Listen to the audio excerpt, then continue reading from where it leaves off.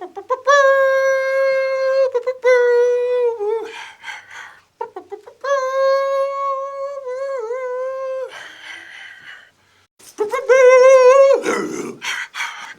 be touched, can't be stopped, can't be moved, can't be rocked, can't be shook, can't be shook. Can't be moved, can't be rocked, can't be shook. We hot. Came to get close, came to bring light, came to get started, turn down my mic, down my music, turn down my mic. I move when my heart say move. Fierce like a lion, got nothing to prove. Stepping, that's a hot you. God in my corner, nigga can't lose. Tryna trap me, that's a hot damn you. See how quick I get up and get you the blues. You can make me like a hot and they ain't even nothing. Something to two. You don't wanna do with Lou. 1 + 1 equals 2. Taking you on a hot cruise. How I'm stepping, Prada on my shoes. Nigga, this ain't April. Nigga ain't no fool. With an April fool. My screws are loose. Breaking down. Still paying your dues. Stepping on your block and ooh. You been white Elmer's glues. And I'm proud of them. They proud of Lou. Woo! I'm a black belt. Like, so I if you look at my You don't believe that, right? huh? You don't believe that, right? We will edit some of these I got highlights. Cut in some highlights. Real talk. Cut in some highlights. My dad signed me up when I was 3 years old. He lied about my age. Okay. And put me in there in the martial taekwondo. Started when I was 3. I got my black belt when I was 15. Kickboxing tournaments. I was like, I thought I was gonna be the next Rush Hour 6. I'll stop it. Real talk, because all my trophy. You look at my trophy case, like memorabilia and stuff. I got way more kickboxing tournaments like football and all that. Than football and basketball and everything. It's crazy, but did it help with football? Hell yeah, discipline. Yeah. Like, you know what I'm saying? And it helped me with not fighting as much growing up. Like, he did it so I could learn some discipline. I was just looking at something. They said, he said, I wanted my kids to learn how to fight so that they wouldn't fight. And it was like, once he explained it, he said, I needed them to know, hey, I can be different. I can be myself because I have confidence that if you don't like it, if you have a problem and we have to go there, I can handle it. Yeah. I was like, okay, I dig that. Nah, it definitely, it trained me mentally. And he got me and my brother. Now, my little brother, that nigga, he couldn't do it. He got the yellow belt, and he said, I'm done. Right? He wouldn't. He just said, I would have to fight his fights. He would try the older dudes at class, and then I got to handle it. No. So I got to go karate class, work out, and then take my stuff off, and then go to work in the locker room. Yeah. So we got a special guest, man. We got Cleveland's own. Yeah. We got a 2-time world title champion. Sir. Boxing extraordinaire, inside the ring, outside the ring. Busiest man in boxing. It ain't Showtime unless it's Showtime P. Yes, sir. This one of the first guys that I've seen do it on a high level, box and do, ringside commentating, while boxing. Yeah, I think Roy was one of the ones that really showed you could do it, like Roy Jones. Yeah, I think Lennox might have done a little bit too. Where he I couldn't understand Lennox a little bit. It's just Lennox had I would say Roy was like the first one, but for you to do it while, while battling at the same time. I tell you, this is the difference between me and Roy. Roy, and so blessed, he was like light years ahead of everybody. Yeah. So it was like a lot of it there wasn't much competition for him. Yeah. With me, it was like I'm doing it, but I'm hitting with the biggest hitters, you know. And then everybody, like you said, and social media is heightened now. Yeah. And you have transitioned, you know what I'm saying, and with having your own platform. Yeah. The Porter Way podcast. Yeah. The Zone, PBC. You know what I mean? You fought and battled with some of the champions that are out today. Yeah. And with no further ado, we're going to introduce my guy, Shawn. Showtime Porter! Yeah. Yeah. Clap it up, man. I love the energy, but you. Clap it up, man. Come on. What are we doing? I hate when people mess up my name. You know, I hate when people mess up my name. You see how? It's Showtime Shawn Porter. Oh, shit. Yeah. So hold on now. Because they got to, when the ring announcers do it, they got to say. Showtime Shawn Porter. They say Showtime Floyd, Shawn Porter. pretty boy. Well, that's why everybody like messes my name up. Because traditionally, again, the Porter Way, we do our stuff a little bit different. But traditionally, the nickname is in the middle, you know? Right. But my joint's a little bit different, bro. It rolled better, too. Showtime Shawn Porter. Showtime Shawn Porter. See, you have more oxygen to get it all out. Yeah. Cause you gotta kind of go up. Yeah. It's a trajectory. Yeah. Now, it's fight week. We out here in Vegas. Yeah. Cinco de Mayo weekend. Mm-hmm. This is a national Mexican holiday. But black folks, we become Mexican. It's ours too. You know what I'm saying? Like yeah. Back, it don't matter where we at. Hey man, Cinco de Mayo. What you doing on Cinco de Mayo? Hey bro. What? Taco Tuesday, bro. We Cinco de Mayo. So what you doing on Cinco de Mayo? Yeah. It's like, how did we become Mexican? When did we become bilingual? Yeah. You know what I'm saying? Yeah. Only for this week. Yeah. So, and I know for myself, I don't even speak English Cinco de Mayo week. I need one of them translators at the fight. Yeah. You know what I'm saying? But we got Canelo fighting what's Munguia. Jaime Munguia. Jaime Munguia. Easy.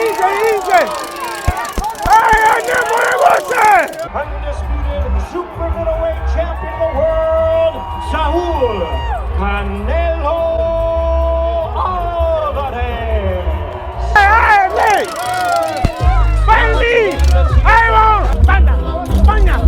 España. Dice, coño. ¡Que viva México, cabrones!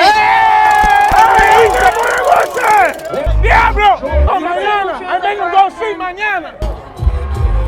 ¡Ali! ¡Fumayet! ¡En one Now, both of those guys, well, Munguia's undefeated. Yeah. Like, he's no slouch. Nah. And he young. I was like, how old is this dude? Because he look like he's 20. He look like a baby. He look young. Yeah, he look young. Like, in the face, just even how he talk, how he move. I saw him at the interview today. He just like, man, he just chilling because he's young. Like 40 fights already. But that's how they do out there in Mexico. Like, they fight as soon as they go. Yeah. As soon as they come out the womb, I feel like it's a fight. My dad said he's fought 40 and no. Instead of 40, he said because he ain't fought nobody. And, you know, all respect, but really, you've had 40 fights, bruh, and maybe 2 or 3 significant names on that record. Everybody else was a no. So, what's the guy, John Ryder? John Ryder was the last one. That's the guy Canelo fought, too. Yeah. And and him and Canelo went to distance. Yeah. Blood, sweat, and that was that a Cinco de Mayo fight? Oh, that was in Mexico. September. I don't remember. It was I think in it might have been Mexico, I September thought. fight. Yeah. In like the big stadium. Yeah. But Munguia, Yeah. he knocked Buddy out. But it don't really matter. Well, when you know, here's the reality. The reality is he fought Canelo first. And for the sake of words, Canelo tenderized the meat a little bit. You know what I mean? By the time you get to a Jaime Munguia that's younger than Canelo, got a gas tank in it, and don't understand I need to slow down and keeps going. Yeah. If Canelo had the ability to keep going like he used to, he'd have stopped him. So, and what was Canelo like? Canelo what? Pushing? Canelo got to be pushing, what, 30-something now? Oh, yeah. No, Canelo's 35, 36? Yeah. Because folks be forgetting, like, when Canelo fought Floyd, Canelo was like a baby. Young he was buck. like 19, 20. But Young he had buck. like 80 fights. Yeah. Young buck for real. Yeah, you have 100 fights and you 20. He might have been 21, 22. He was young. He was young. He didn't know He was young. I don't even know how old he was, but he just was young in the game. Yeah. And it's kind of the same thing for Jaime in this position. You know, Jaime's the young lion, Yeah. the next Mexican star outside of Ryan Garcia. You seen the joint that he just got into. So. NGQ, doing what I do. All white, looking nice. Okay, come through. I don't know if Ryan Garcia is taking the fight serious or not.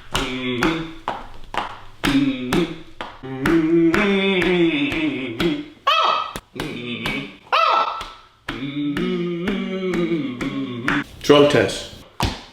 Pull up to the fight. Looking real nice. Outside. All she wanna do is drinking jazz. Drinking again. Drug test. All she wanna do is fuck again. Drinking again. All she wanna do is fuck again. I don't know if Ryan Garcia is taking the fight serious or not. Ryan, excuse me, Ryan. Are you... Ryan? Ryan, are you focused for this fight, man? Ryan wants to weigh in right now. Weigh it in!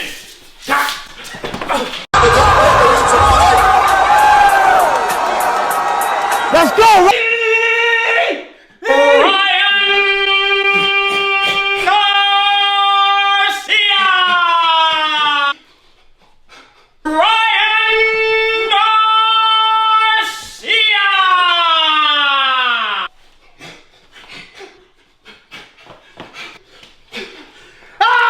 Drug test. Speaking of Garcias, of Ryan, now, I told people. Don't start. No, whoa. I said this. I said, don't get it twisted, because he can fight. Yeah. Ryan Garcia is a good fighter. I'm not gonna say he's a great fighter. No, you can't. Because say I don't think he takes the sport serious Mm-hmm. enough to be a great fighter. Yeah, But see it. I think he's a top tier fighter. My thing, he started boxing when he was 7, 8 years old. He's done it his whole life. But in the world we live in now, he's also has a social media presence. That presence is, like I was telling you earlier, the boxing world is small. The social media world is so much bigger and vast. Yeah. You know what I mean? And he's got so many followers that now you got this small world hating on you because you don't belong to just us. Right. And so everybody in this small world that he literally came from is hating on him like, oh, no, you're not really one of us. You're a social media star like the rest of them. Go be with the rest of them. But see, but to your point, he showed it. He showed that he can fight. Yeah. Like, I don't care. I know they talking about he had a little Balco Jose Canseco in his drug test. I don't care. He whooped his ass. Yeah. Devin Haney, I respect everything with he's accomplished. I love his relationship with his father. Yeah. I love the whole thing, right? But, hey man, we call a spade a spade. You say all due respect. All due respect. But I saw what happened that night. Like it was, and it really threw me off because I was just like, damn. You know what I mean? I was like, it was like one of those upsets, like a Buster Douglas versus Mike Tyson. Lightweight. Yeah, lightweight. You know what I'm saying? Lightweight. Yeah. Like a lot of folks probably was like, yeah, Haney gonna, Yeah. Haney gonna, he gonna handle this. You see everything come out with this drug test, and I get it, and I get it. Yeah. But you, Devin Haney, you still did not do a lot of the things that you do very well in the ring. But what does he do well? Because I'm not gonna lie, his last 2 fights prior to this, I didn't think those were good. Devin Haney. Yeah, I didn't think those were good Devin Haney performances. Everybody was raving after his fight with Regis Prograis. I don't know if you saw that one, but he basically pitched a shutout against his kid and ended up dropping him. This was his first fight at 140, Devin Haney. So when you see him move up to 140, he bigger than the guy that's been at 140 his entire career, Regis Prograis. And then on top of that, he's so much faster than Regis, so much slicker than Regis. And then on top of that, he dropped Regis. It's like, yo, this kid is truly the real deal. Something that I sparred with Devin when Devin was like 14, 15 years old. Like, how old were you? I'm a pro. I don't know how many years. I got like 10 years on Dev. Damn. So yeah, I was 24, 25 at the time when we sparred. But that's how you get down. When you that good. When you're that good, you spar with. So if you got the juice, so to speak, 13, 14, hey man, go in there. Go in that ring. When I was 13, 14 years old, I was sparring with world champion fighters. When I was 15, 16, I was fighting amateurs. I was boxing guys that was over 25. Because we couldn't get nobody my age to fight me. Or that was good, or that could give you that type of look. Kind of is what it is. So that's where everybody you see at the top, that's where everybody comes from. Did you Tank Davis. Yeah. Been sparring against pros since he was a kid. Like, that's how it is.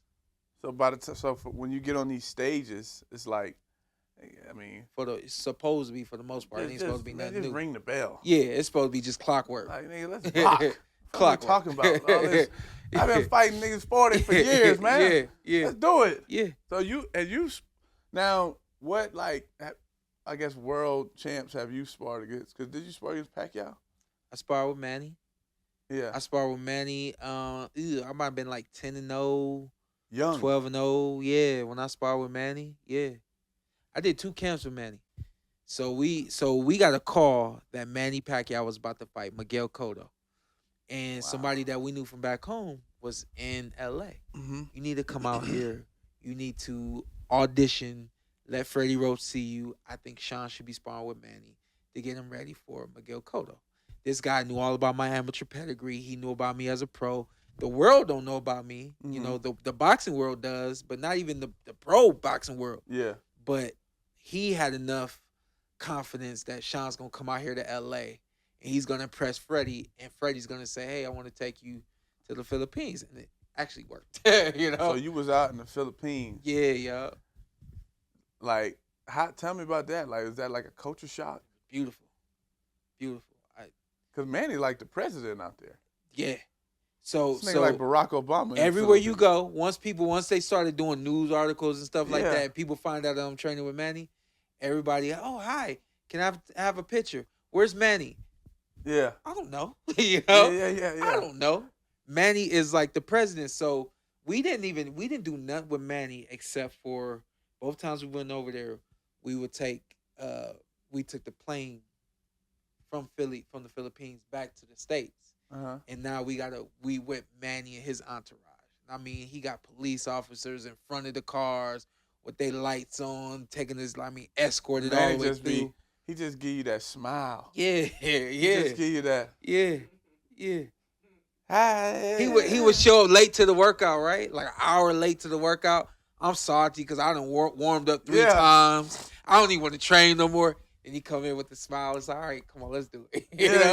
Yeah.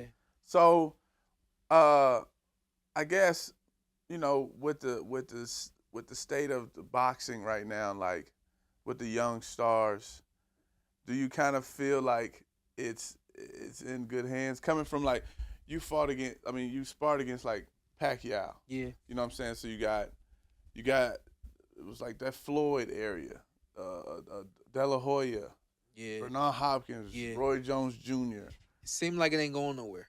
Do you think right now, because we have, you know what I'm saying, Tank, we have Bud Crawford, we got Canelo, like, but I don't know, what's that?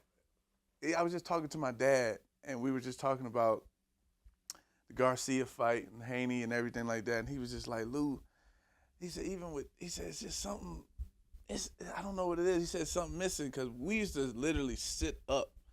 He would order them fights, and we would watch them growing up every time. Yeah. It's like something, what do you think is missing? It's like this, honestly, man, I gotta call a spade, man.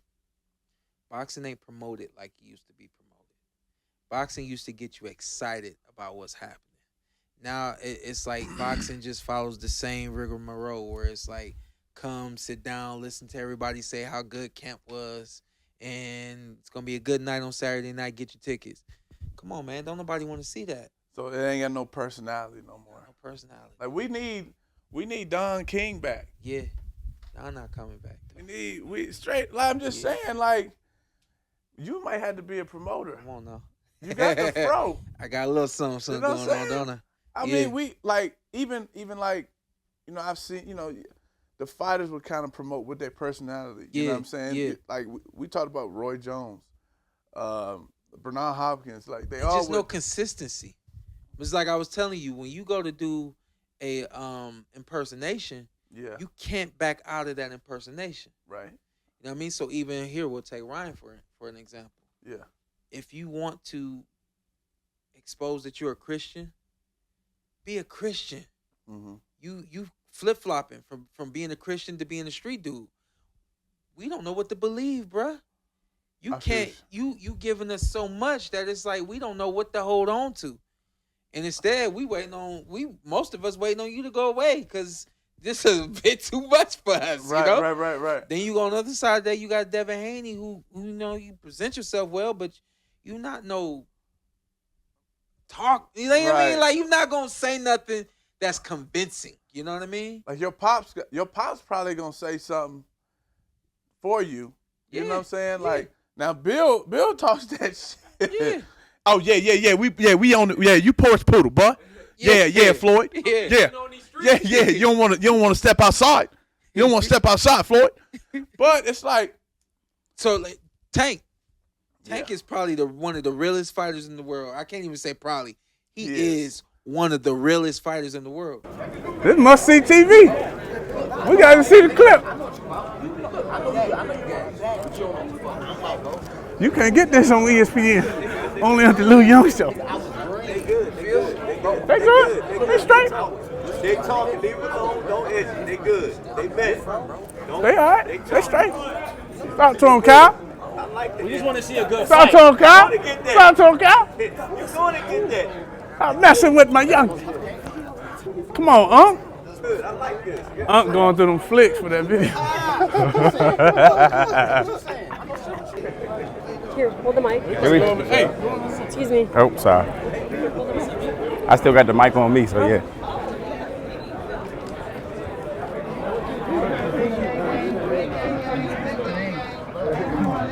Real sad.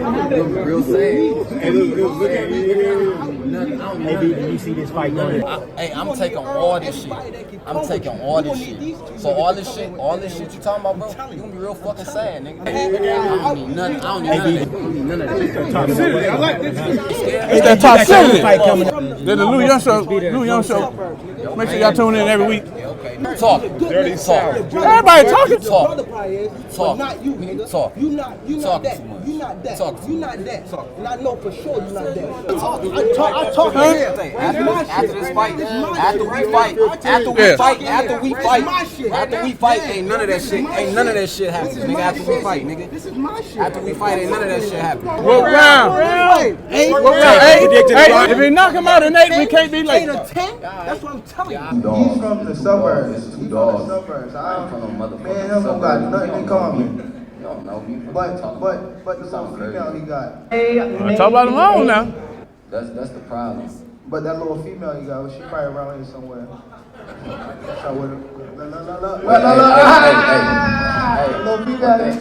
Okay, ladies and gentlemen. Talk about that Gucci juice and get up under that juice. Let's move on. Listen, this is a tremendous fight. Tuesday, like it. May the 7th from I like 10 what a.m. I'm to 10 saying. p.m. June the 15th, Saturday, MGM Grand Garden Arena. Don't miss it. But you really got to push his buttons to get him to really like open up and express something. He do his joint in the ring, which is phenomenal, but it just ain't enough. People want a little bit more. And then with him, they do these fights and they go away. Yeah, like no consistency. It's like I saw him. What was damn near over a year ago? Yeah, we was at the Garcia tank fight, right? You already know. Yeah. Last name, what's up, last name? What's up, Where you go wallow in the zebra print Supreme shirt, nigga? I don't know how you do that. He got it. Hold on, man. Well, let's do it. Hold on, wait, what you said? Wait, hold on. Where you go wallow in the zebra Supreme print shirt, nigga? He got the zebra print, nigga. You done washed this bitch 7 times, man. Black done faded off the motherfucker. They got the taco meat all on this motherfucking shirt. Time Express on this nigga. Hey, Lewis, put the shoulder. What's up with it? What's up, baby? You been tripping all weekend, nigga. Bro, they had me out here just doing my thing. That's what I'm talking about, nigga. In that motherfucking paper, nigga, you killing them. I get it, man. And when we done, I'm gonna play this video. Right. You know what I'm saying? See, hey, baby, be more. Stop fucking with me, man. Who you like? Oh, niggas tanking 6. Tanking 6. What's up, baby? That's my fighter right there. That's my fighter right there.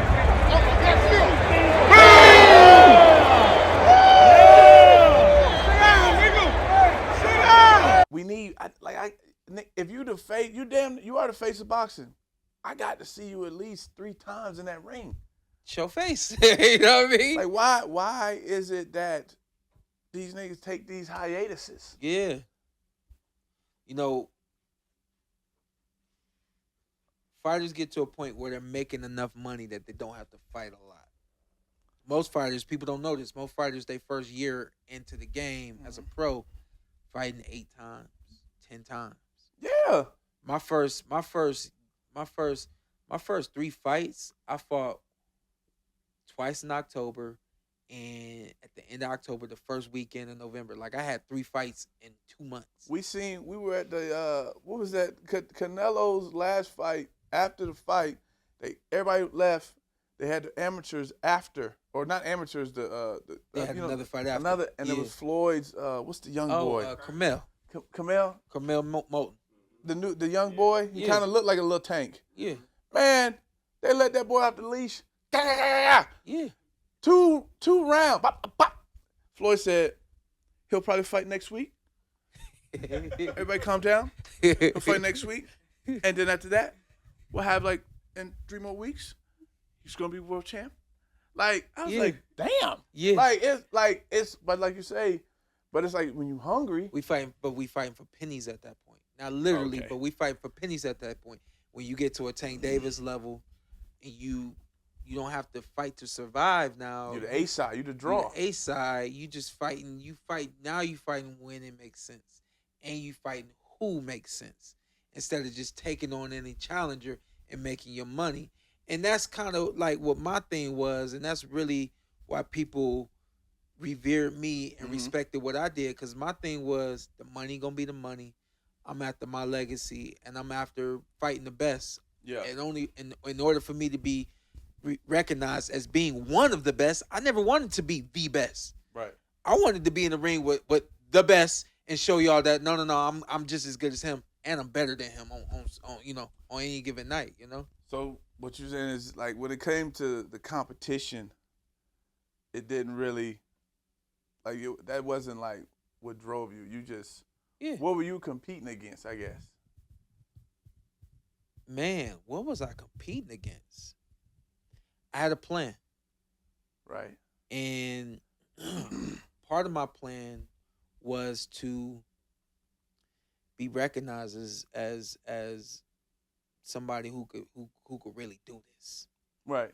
And I felt like the only way I would have that recognition is if I got in the ring with the best fighters in the world. Which you did. Yeah. And you beat, some of the best fighters in the world. Some of the best fighters that are still fighting today. Yeah. You know what I mean? Just to name a few.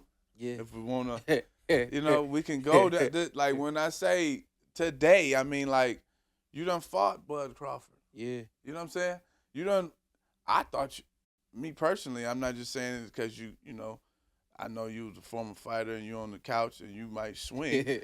I'm going to say, I thought you beat Spence. Yeah. You know what I'm saying? Yeah. You beat AB. Yeah.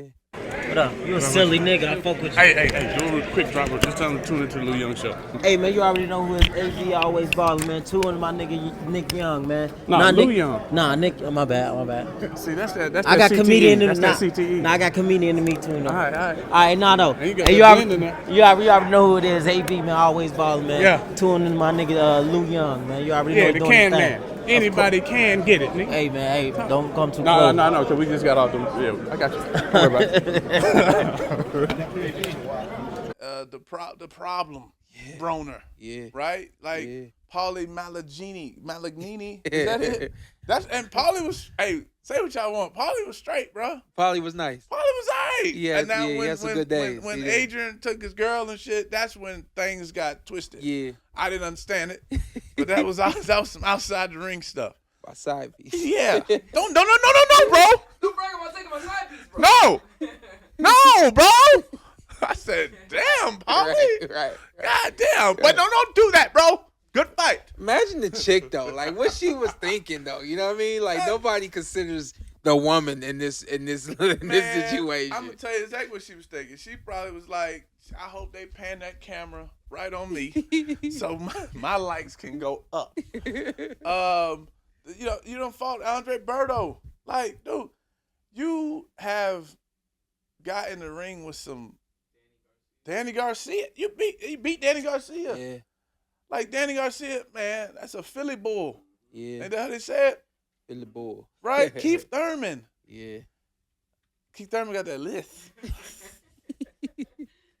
Sean's a gay guy. Say gay. It ain't going nowhere. It ain't going nowhere. Nah.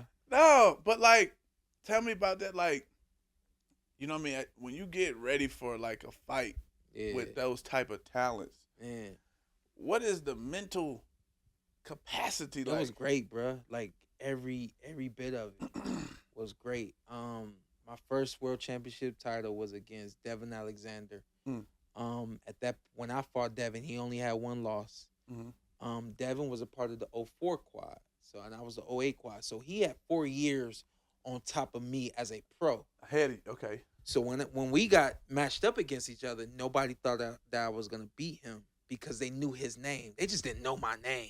Mm-hmm. And so it was like didn't bother me. You know what I mean? Yeah. My thing was, like I just told you, like I'm about to go in here and show y'all what time it is. Yeah. You know what I mean? And I handled that in fantastic form, and it kind of really started to. It was like the stamp was on. You know what I mean? Mm-hmm. Then at the Paulie, I went at the Paulie like a fucking lion against a gazelle. You know what I mean? Yeah. And it was like, yo, let me take this stamp up and put another one down. You know what I mean? Yeah. And it was like it was like you put the pads on for the big games. You know what it feel like. Yeah. You know, it's like there's no tomorrow. The only thing that matters is today. And I know I did everything I need to do, and let's go be great. You know, because as a fighter, you know what I mean, like playing football, you know what I mean? I'll tell you, here's a funny story for you. I've never told this story before. Me and Keith, we didn't grow up fighting together, but we fought on some international teams together in the amateurs and stuff like that. Right. So we were familiar with each other. I fought at 165 pounds. He fought at 152 pounds. Right. So when we turned pro, I came down from 165 to 154, and he went from 54 to 47. Yeah. And we just, we doing our thing. And my dad gets this genius idea from talking to somebody. They said, if you can get him to 147 pounds, he'll be a world champion. Because they thought that the power that I had at 154, I bring that to 147. I'm bigger than everybody, even though we're roughly the same size. Like your walking weight, compared to your fight weight, it's still your power's still gonna be there. So I had known Keith from the amateurs. Yeah. And Keith and I were two of the only young guys, teenagers, that would, when we would punch you with a headgear on and the bigger glove, when we knocked you, you didn't get up. Yeah. Me and Keith was some of the only guys that was doing that. Yeah. So I knew his reputation and he knew mine, right? Yeah. So when I moved down to 147, I kind of started looking at him like, yo, that's going to happen eventually. Right. And when the fight actually started being talked about, I was like, well, here we go. This is it. I already knew what it was going to be. Right. And so because I knew what he could do and with his fists, my thing was, I'm not going to get touched. And I'm going to touch you with something that you've seen back in the day. Yeah. You know what I mean? So y'all had that history, like that be kind of like Devin Haney and Ryan Garcia. Yeah, they had a history. Keith and I just never fought each other. Okay, we just never fought each other. I just knew about each other. We just knew about nigga, each I other. see you. Yeah, I see you, bro. Like he literally would walk in the ring, clean somebody up. Yeah, and I'm the next fight, and I clean somebody up. Like that's how we was doing it. And so that night was like, it wasn't who gonna get who first. Yeah. In my mind, it was like, I'm gonna get you, and I'm not gonna let you get me. Right. You know what I mean? And when that fight was over, I really did feel like I won the fight, and it felt like it was like really like up in the air. Yeah. I just could feel it, like, and that's how the whole stadium was, like the energy, like you could feel it in the air. Where'd y'all fight at? We fought in the Barclays in New York, in Brooklyn. Okay. Yeah. Yeah. And when they announced him as the winner, they actually had the camera on me when they announced him as the winner. So they thought. I don't know what they thought. I'm just saying, like, if they may have even had a split screen, I don't know. But it'd be like that. I feel like, cause you've seen fights where it's like, hey, even the fighter who won, they grab their hand, they're like, huh? Yeah. Like, you know what I mean? I've worked TV, and TV will come in my ear like, who got that? And I'm like, Red Corner got that. And then TV knows who won the fight because they hear it or whatever. And it come in my ear like, would you believe that the Blue Corner won that? I'm like, I can't explain it. That's how Where it go. they get these judges from? That's how it go. Yeah, that's a great question. But we can't even. Yeah, that's a great question. Because if they get me, my dad, and my uncles, I'm telling you, it'll be some definitely unanimous decisions. We wouldn't split nothing. Is the camera straight? You ain't splitting nothing. Nah, ain't no split. Cause like it's like you can watch a fight. To me, as a boxing fan, I'm a real big boxing fan. Yeah, and I'm watching and I study. You can tell, like you can see. Yeah. So when they come through with these scores, it's like, oh, whoa. I got another one for you. When I fought Errol in L.A., which is I don't know how he got that, but I was working TV at the time. I was working Fox. Yeah. So I'm flying from Vegas to LA like every couple weeks to do the show and all that kind of stuff. While you. Yeah. Okay. So when I had the fight with Errol, I think I probably took like maybe 4 or 5 weeks away from the show. Okay. And just focused on the fight, and then I got back to doing the show after the fight. Wow. I get out to LA after the fight, and I get on the bus, and the bus driver know me, right? He was at the fight. He said, man, that was a hell of a fight, da-da-da-da-da. I was like, all right, cool. So I'm just, cool out, talk to him. He get me to the rental car spot, whatever. He said, man, would you believe I had somebody in front of me that was from Dallas the entire fight? And he kept jumping up every time something good happened for Errol. He said after about 4 or 5 rounds, he said everybody that was from Dallas, they started quieting down. They started sitting down because Errol wasn't doing too much. He said about 6 or 7 rounds in, dude still jumping up and down. He said this woman grabbed me by the arm and said, baby, sit down. Errol not winning this fight. Hey. When the ladies know. when a woman fed up, ain't nothing you can do about it, player. Yeah. Hey, now you spoke about, your upbringing with the boxing and everything. Yeah. I've read a huge part of your success is your relationship with your dad and him being in your corner through all of this. Yeah. Right? Absolutely.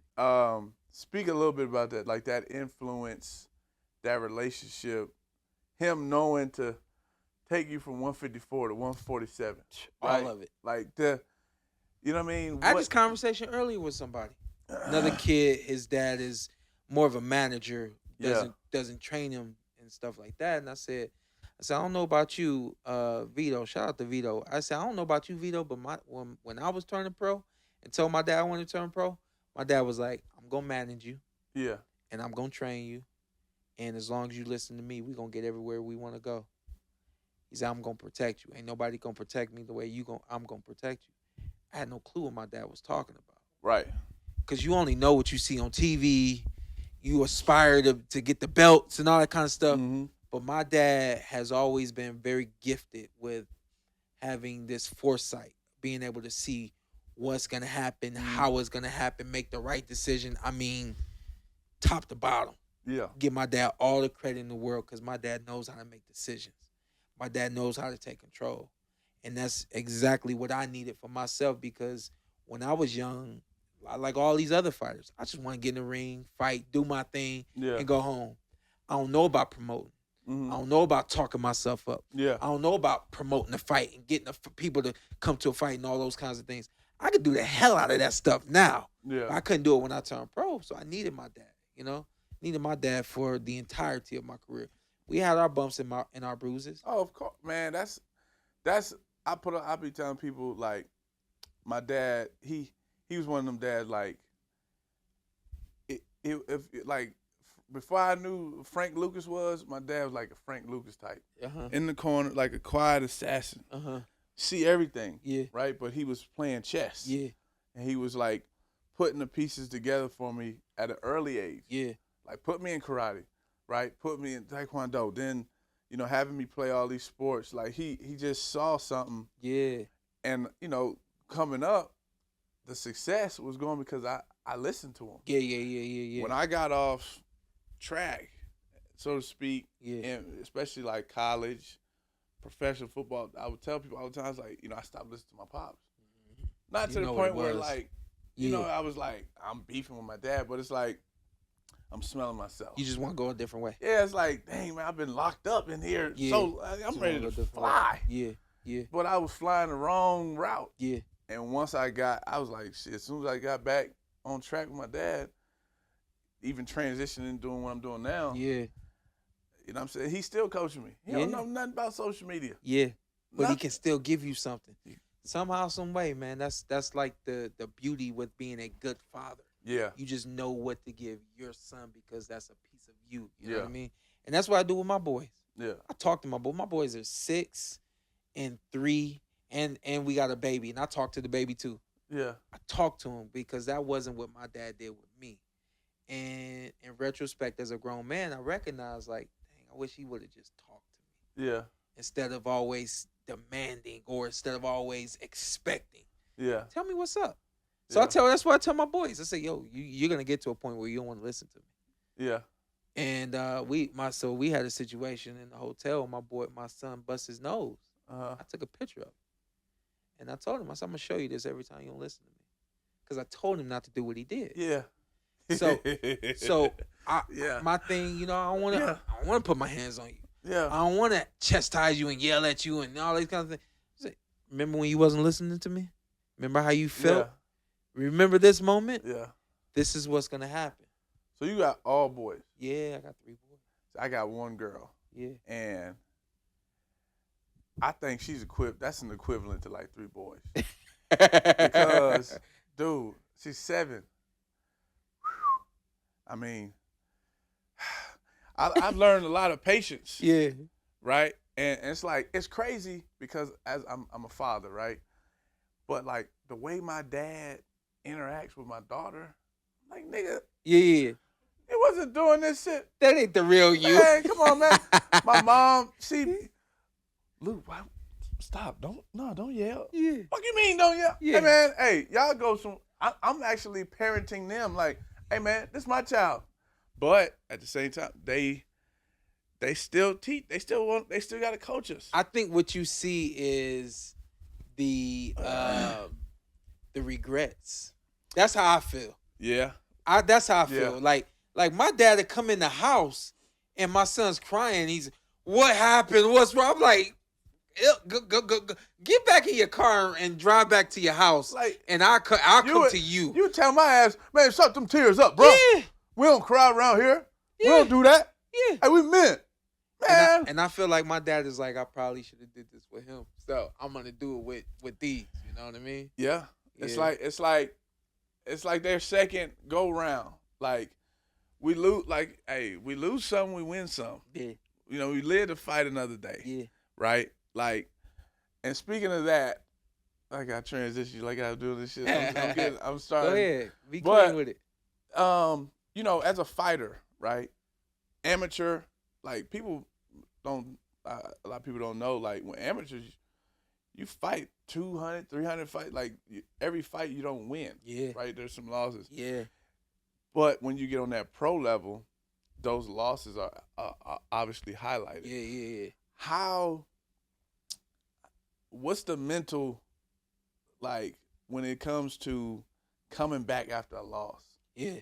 Like, how do you build up, right? You building your name. How do you come back after a loss and say, all right, I got to show these people this ain't what I was, or I got more in the tank. Yeah. It's different undefeated. You asked me if I had a no contest. That no contest that you thought you saw was a draw. Right. I got a draw on. I don't remember what point in my career was that I got that draw. Maybe my 16th or 17th fight, something like that. I got a draw. Yeah. And I was going through some things at that point in time. Okay. I was honestly, man, I was at a point where I didn't even think I wanted to box anymore. Damn. Like that's how bad things were for me emotionally, mentally. The list goes on, personal things, blah blah blah blah blah. We went home. We went home to Cleveland. The fight was in L.A. We got home and my dad was like, "I'm going out to Vegas for 1 week. I'm gonna find a place. Coming back here, packing all my stuff, and I'm moving out. What you gonna do?" I don't know. Yeah. Yeah. He said, listen, you got to draw. It's not a loss. You can come back from this. It's fine. It's okay. Early. We still, yeah. The way things have been set up, you're going to get a fight, and then you're going to fight this guy. Right. That you got to draw with. Yeah. He said, get yourself together. I'll be gone for a week. When I get back, you know what's happening. Yeah. And honestly, in that amount of time, somehow, some way, I was able to understand what my dad was telling me, that it wasn't the worst thing in the world. Yeah. I don't know how I figured that out. And also, I think it was just the fact that I didn't want my life to end in that way. Remember, I had a plan. And this just wasn't a part of the plan. So it was like, yo, you got to find your way back to that path. You know what I mean? So that was my moment. Even though it was a draw, that was my moment of losing. That was my moment of depression. That was my moment of, I don't know if I can do this anymore. All these other kinds of things. And those are the things that a lot of fighters go through. Adversity, right? And how old were you at that time? Man, maybe 23, 24. Right. At that age, that's a lot in a combat sport. Yeah. Like this. Yeah. You know what I'm saying? Yeah. To jump in the ring, a nigga you got to be a little off anyways. Yeah. right? Yeah. You're not It's a all the way fact. sane. It's a fact. Oh man, you are willingly hey, this nigga might lump me up today, but I'm gonna get my. That's a lot. Yeah. But I guess when you're coming up, what is it like 8 to 10 rounds? Then you go 12 rounds once you hit that 4, 6, 8, then eventually 10 and 12. 10 and 12. Yeah. Man, I work out boxing now, right? That's cardio. Yeah. That's a cardio. I'm just like, I need some cardio with Yeah. This is life or death. Yeah. I know I want some cardio. True story, man. I seen we would when Floyd would have his fights, they would always make it like an event. You know how that go? Yeah. They had a whole bunch of the young PBC guys out here for during one of Floyd's fights, and they got this grand idea to introduce us all. And my thing was I'm waiting in line. I don't know where I was at in line, maybe 10 or 12. Like I'm a little bit further back, and I'm hearing the crowd or whatever. I'm like, yo, I go out there, man. I want everybody to Yeah. And Keith Thurman standing right behind me. I'm like, what up, Keith, man? How you feeling? This was before we fought. Yeah. So what's up, Keith, man? How you feeling? Man, shoot. These people don't know us. I'm already ready to die. I said, yeah. You got to be a little bit crazy to do this. Like, well, I mean, and even because Keith got that ponytail and it's thinning, and he light skinned, them eyes, like, he don't like. What they be saying? It's a misconception when they talk about light skinned dudes. Keith Thurman, one of them. He different. Well, they say light skinned people crazy. He fits it. He falls into the crazy light skinned people category. Man, he's People Hernandez. Yeah. You know, Stop. Shaft, People Hernandez, one of the first light skinned niggas I ever seen take over the whole movie. But like when you were talking about losses and adversity, right, and stuff like that, like, do you think there's some fighters like that could come back, or their time is done? Like, you're a Cleveland, Ohio native, another Ohio guy, and y'all had some battles. Adrian Broner, right? Yeah. I feel like Adrian Broner had that type of personality that could have withstand the time for boxing. Yeah. It was prime time for boxing, right? Yeah. I guess, for the young listeners and up and coming athletes, no matter what you're on, what sport. Yeah. What do you think went wrong? Because I always wanted, I was like, what happened? The thing that my dad always told me about boxing, my dad said boxing is gonna always tell the truth. When you get in the ring, people gonna know whether or not you train. They gonna know whether or not you worked hard. They gonna find out whether or not you can take a punch. They gonna find out whether or not you got heart. Yeah. They gonna find out whether or not you can think. Yeah. You know what I mean? The boxing, the ring will tell the truth. So when you're somebody who can talk the way AB can talk, not saying that they lies, but at the end of the day, people like, yeah, that was cool. Now what you gonna give me after that? Yeah. And the ring started to tell the truth. Started to show that he really not committed the way he should be. Yeah. He really not gonna throw these punches and throw these things the way he's supposed to and get these guys out of here. So I think the boxing world now has really just moved on past AB. Damn. Which is crazy because I'm 36, he's 34. He's 34, 33, 34. I mean, to me, I don't think that's that old. Me neither. For boxing. Me neither. Like, to me, 34, like, what, Floyd, I feel like Floyd, I know he was 40 fighting, but, like, when he started getting that paper, like, I was going to say, Arturo Gotti, then maybe fought somebody, then that De La Hoya fight. Yeah. Them 30-year-old years. Man, listen, shout out to the Welterweight podcast. I'm known for saying this on the podcast. Fighters are in their prime when they're 34, 35 years old. Yeah, Bud, yeah. My dad, old as shit. The best lesson my dad has ever taught me, and definitely one of the best lessons my dad ever taught me, he said boxing is just like life. In life, are you closer to your prime? Are you closer to being as mature as you can be at 25 or 35?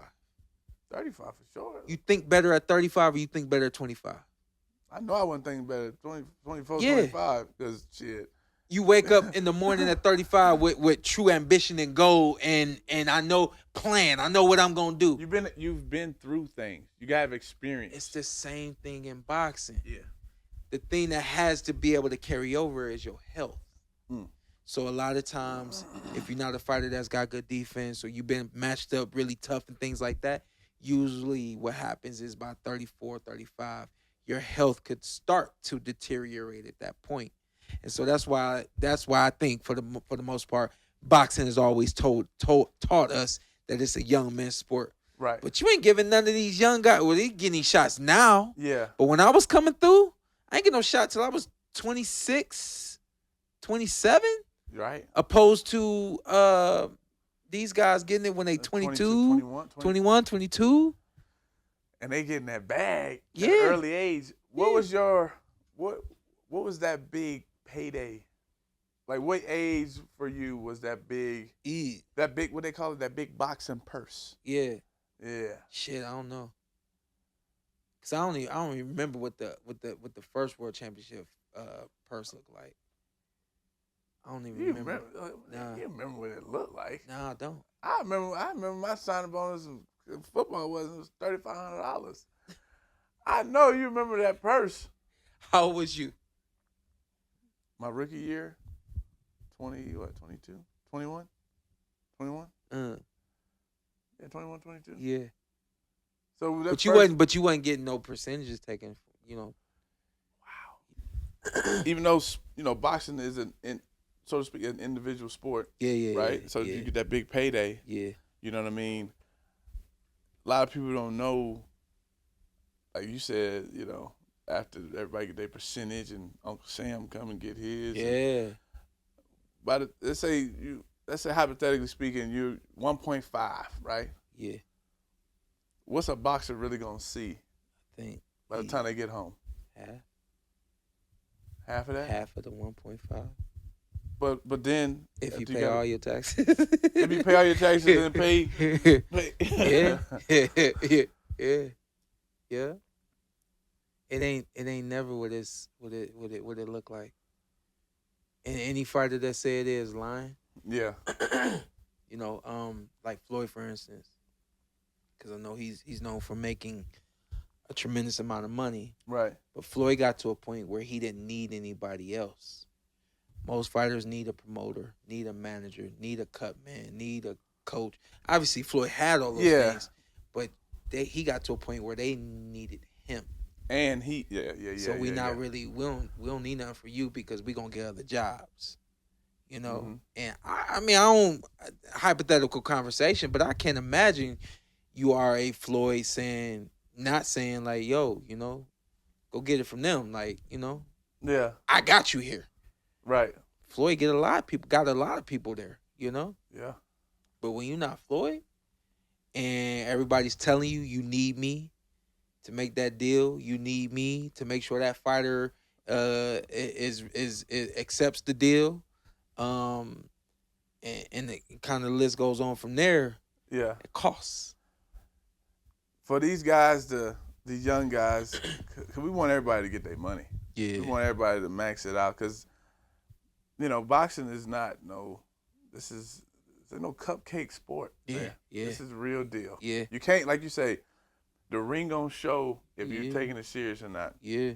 Do you think some of the old legends like the Bernard Hopkins, De La Hoyas, Floyds, and stuff like that, a lot of them are doing the promotions and stuff, and rightfully so. I think it's good for the sport, me personally, to have them still around. Absolutely. Right? To have you still around. Like, absolutely. It brings light to it. Roy Jones, Jr., everybody like that. Yeah. Do you think in order for it to still propel and grow, do they have to kind of get away, or kind of not get away, but kind of take more of a back seat? Listen, boxing is the only sport that has not evolved. Damn. Boxing has evolved in the ring. Yeah. Boxers have better defense than they used to. Yeah. Boxers ain't just taking punches like they used to. The business of boxing, guys don't understand how to take care of their health. Mm-hmm. I was just watching Raging Bull the other day. Mm-hmm. The story on I can't think of the fighter's name. Robert De Niro, Joe Pesci was in it. What's the fighter's? Who's the fighter he's portraying? Can't think of the name, but he fought Ray Robinson 3 weeks in between. They had a fight, and 3 weeks later they fought again. Sugar Ray Robinson. Yeah. Like how? But when these guys was punch drunk and all these other things back in the day, they didn't know how to take care of their health. Yeah. You know what I mean? So while the sport has evolved in those aspects, the business hasn't evolved. Do you think the female, like you had the Clarissa Shields? I love what the women are doing. Ready? Yeah. Let's go. Oh shit, that shit. I want to go next. Get it down, Lou. You ready? You next? Come on, you got it. Let's go. Lord have mercy, bro. I know that, man. Oh my God. Oh my God.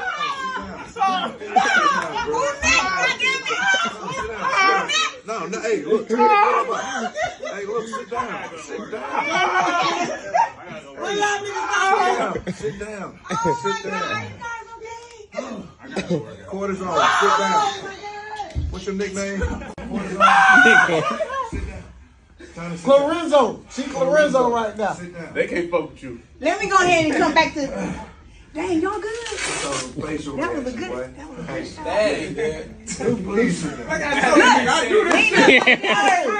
Hey, salute, man. Salute to y'all, man. Y'all some tough dudes, man. Cause Tony won't even do that. That's good. Punch.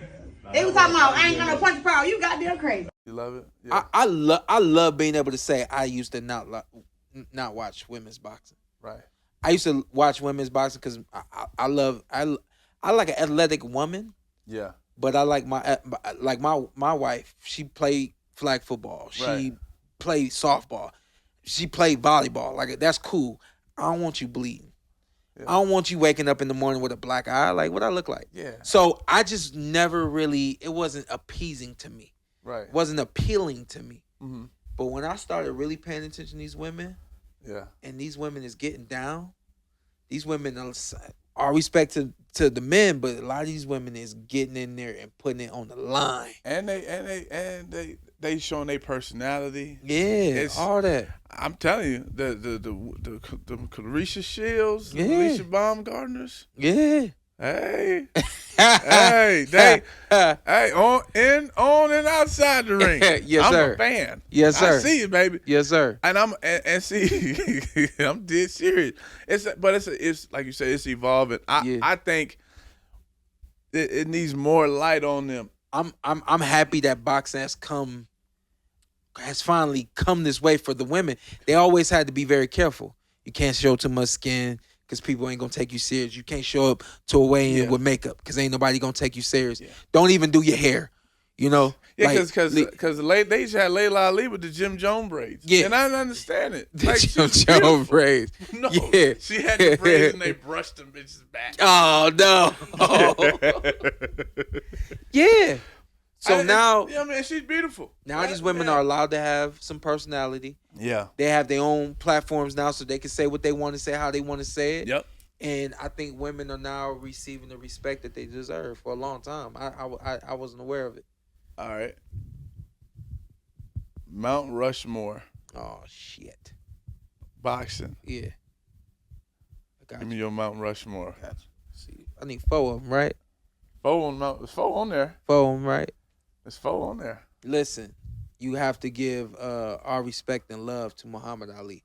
He is not my favorite fighter, but the things that he did in the ring, the things he did out of the ring, kind of the Michael Jackson, the even Michael Jordan, beyond Michael Jordan, I would say definitely it's Michael like Jackson. The standard. Yes, sir. Where he just completely changed the way you watched boxing. Yeah. Completely changed the way you felt about a boxer. Mm-hmm. You know what I mean? Nobody's gonna ever do that again. Yeah. I'm crossing my fingers that I do some things that he was able to. Because like you say, like the attention, even his effect on the people. You know, you see pictures of him dapping or playing with the kids. And, you know what I'm saying? Yeah. Even the way he would talk. Yeah. to sell himself. Yeah. And they wasn't paying him nothing. But just, his complete aura and energy. Okay. Beyond the ring. Mm-hmm. But when it came to the ring, Go Mellis, he stood for what he wanted, what he felt he deserved at all times. Yeah. Yeah. Just amazing, bro. Yeah. Like you can't duplicate that, My favorite fighter, Marvin Hagler. So that's 2. Yeah. Marvin, I thought, was the most complete boxer that you could ever. Marvin beat Sugar Ray Leonard. I thought so too. Actually ended up watching that fight. I was like, yo, that was amazing. But they went back and forth. You know what I mean? It was a really great fight. Really great fight. Yeah. But I just felt like Marvin Hagler was the complete boxer. To me, if you were making a machine and saying this is what you do, this is boxing. R.I.P. Marvin Hagler. You make that machine after everything that Marvin was. That's 2. Yeah. For me it gets really hard because I'm not a boxing historian. So I like to tend to go with what I know. Yeah. I know that Roy Jones Jr. Come on, man. Was in a class of his own. I move when my heart say move. Fierce like a lion. Got nothing to prove. Yeah. Come on, man. Yeah. Roy, god damn, I just make him look like nobody. Yeah. One of the few entertainers in the game. This nigga was rapping with Method Man and Redman. Right. Down the ring. Right. Microphone check. Huh. Yeah, right. What? Yeah. Come on, man. People forgot, man. Nobody had no Jordan deal. Yeah. Roy Jones had that. Yeah. Come on, dude. Yeah. Roy was. Yeah. I'm glad you mentioned Jordan though, because that's my 4. Andre Ward, SOG. SOG. Listen, things you don't know about SOG. Hadn't lost a fight since he was like 11 years old. Olympian. I'll tell a quick story because I love this story. Yeah. We all have international aspirations as amateurs. Mm-hmm. You turn 16, and that's when you first get to start fighting against internationals, the other countries and things like that. You can get trips overseas. My brother went to Sweden when he was 16 years old. 17 and on. Especially once you make the Olympic team. They want you to get international experience so that you know what you up against in the Olympic Games. Mm-hmm. Andre Ward never went to any international duels, no international competitions at all. I think he did one. Mm-hmm. And it was the rumor was he was afraid to fight overseas because he didn't want to get robbed. Oh. He didn't want a decision not to go his way. Yeah. Because that streak he had. Mm-hmm.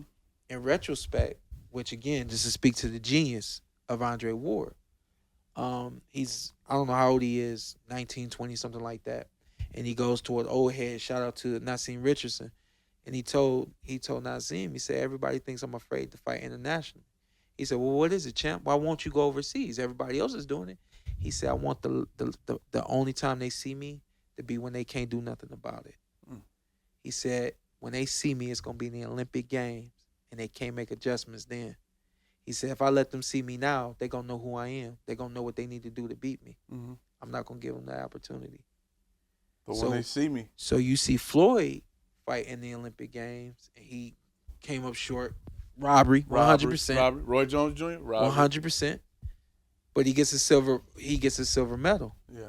And of course we saw what happened with Roy as well. Yeah.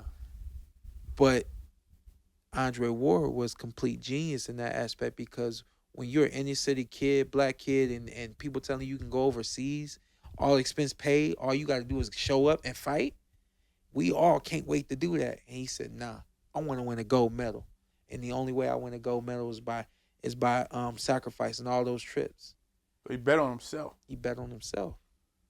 Hey, in life, sometimes you got to bet on yourself. Yeah, man. You got to bet. You got to put it all on black. Yeah. We in Vegas, so we might as well put it all on black. I'll tell you another one, and then we'll leave on that note.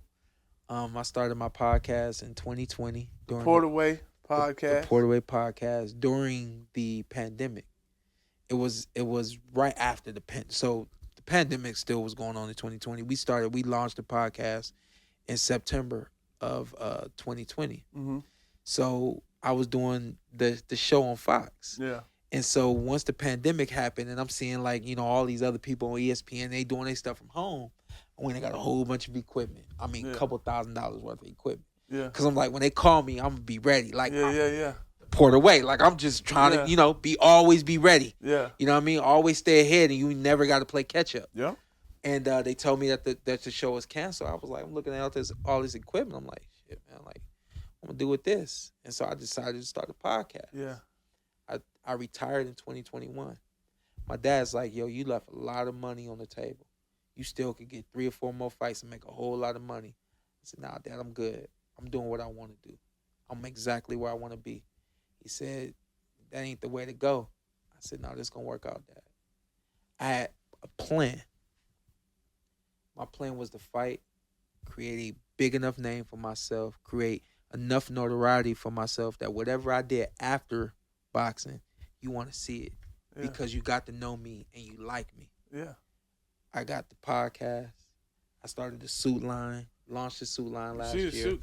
Come on, man. We launched the suit line last year. Come on, you see the motherfucking cuff link, man? We in a fashion show Saturday actually. Where? So I'm walking in the fashion show, and then I'm bouncing over and doing the zone that night. Yeah. I've had aspirations of being an actor since I was a teenager. 2021 was my last fight. November of 2021.